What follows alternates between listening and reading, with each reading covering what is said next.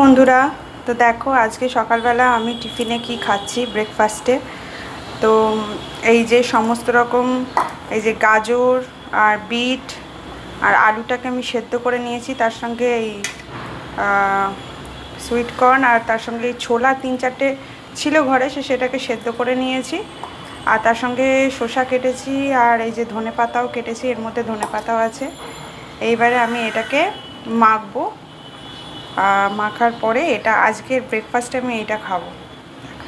দেখো একটা মশলা আমি করে রেখেছি। আজকে সকালবেলা মেয়ের স্কুলে গেছে, তো মেয়ের স্কুলের টিফিনেও আমি এইটাই দিয়েছি।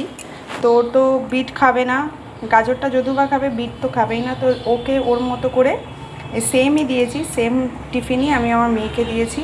তো দেখো এই যে মশলাটা, এই মশলাটা আমি দিয়ে দেবো, দিয়ে এইবারে আর কিছু নেই, এর মধ্যে বিট লবণ মশলা সবই রেডি করে দেওয়া আছে।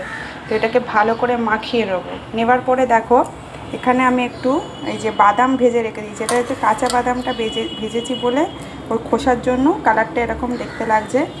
আর সমস্ত কিছু মাখিয়ে নেবার পরে আমি এই ভাজা বাদামটা দেব।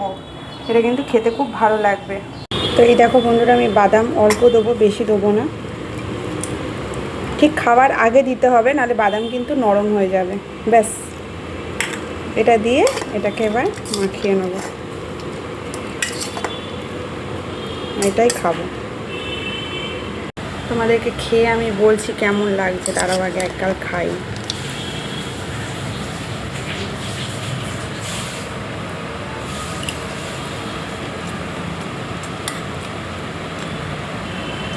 নুন কম হয়ে গেছে,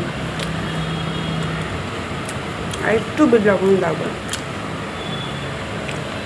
লবণ খেতে হয়েছে, আর নুনটা দিয়ে নিলাম।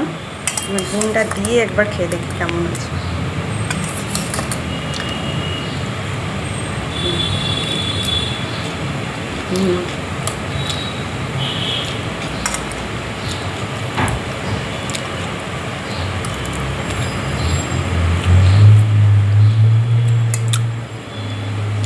খুব টেস্টি হয়েছে, আর এটা খুব হেলদিও। তোমাদের যদি চাও আমি রেসিপি দেবো। এটা খাওয়াও খুব ভালো সকালবেলা। আর এই বাদামটা একটু ভেজে দিয়েছি বলে না, খেতে আরও টেস্ট লাগছে। তো আজকে সকালবেলা এই ব্রেকফাস্ট আমার।